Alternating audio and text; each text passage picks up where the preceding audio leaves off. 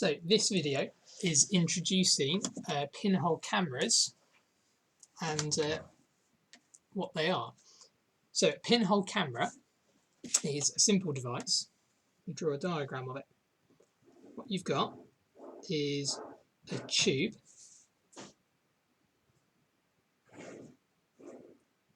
like this.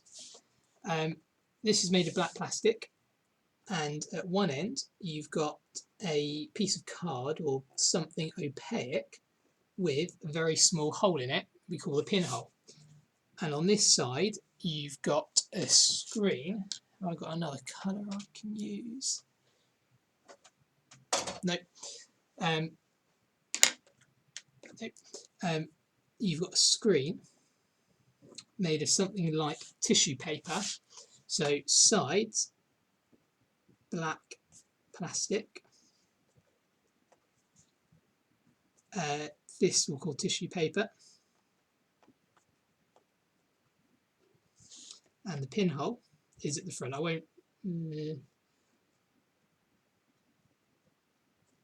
pinhole like that. Could get a little bit messy though. Okay, and just to zoom in so you can see that nice and clearly.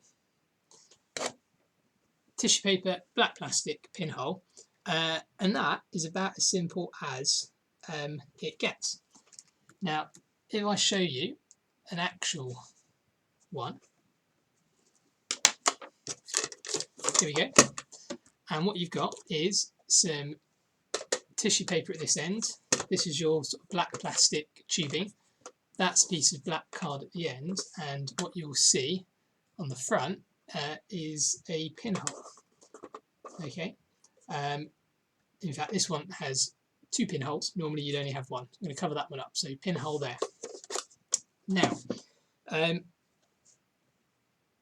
the way these work, in fact, I've got an example with one pinhole. There you go. This is another one made out of some cardboard tubes, cereal boxes, and yeah. So you've got a pinhole there, and you've got your tissue paper on the back. Small rip in this one. Now the way these work, I'll show you, is sort out the camera. If I point the torch there, what you can see is an image. Hold on, where's the image gone? An image of the torch that's shining at the camera appears on the screen there. So everything is reversed, so it's just slightly tricky to get. It's a little bit faint because of the light, but that doesn't matter. So you can see the image of the torch on the screen there. Okay, so that is what the pinhole camera is, and how you might see an image on it. So, to explain how it works, what I'm going to do is draw an image of some sort. And the way I'm going to draw that image, let's call it that torch. Just going to do a small bit of maths.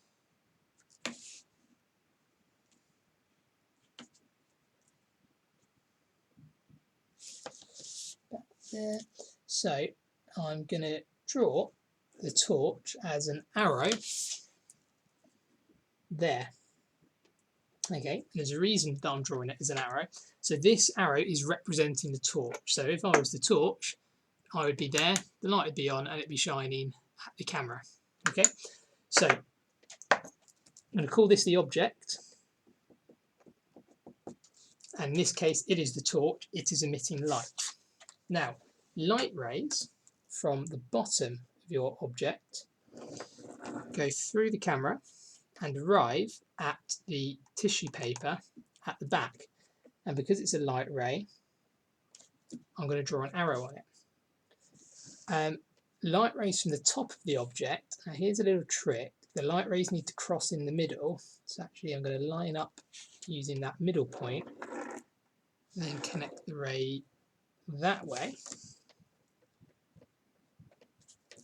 Draw my arrow on it. and that shows your object, the light rays coming out and the light arriving at the screen. Now you see the ray from the top arrives at the bottom and the bottom to the top, so your image, which must be drawn on the screen, I appreciate it might make it a little bit harder to see, but you can see I've just made it a bit thicker to show that that is happening. That is our image of the object appearing on the camera. So if you think back to our real camera, the screen is this bit, and that is the image appearing. The object was the torch, which was emitting light, and the torch was shining at the pinhole. Here, the light rays are going through the pinhole, they're crossing over, and they end up going the other way around. Now, you'll see in one of the other videos that I've done that you can see that the image crosses over. So the rays cross over because when you bring card down from the top, the image disappears from the bottom and vice versa. So when you draw pinhole camera diagrams, this is what they will look like. In some diagrams, you will need to draw the ray diagram, which is what this is. And you might be asked about the magnification of your image.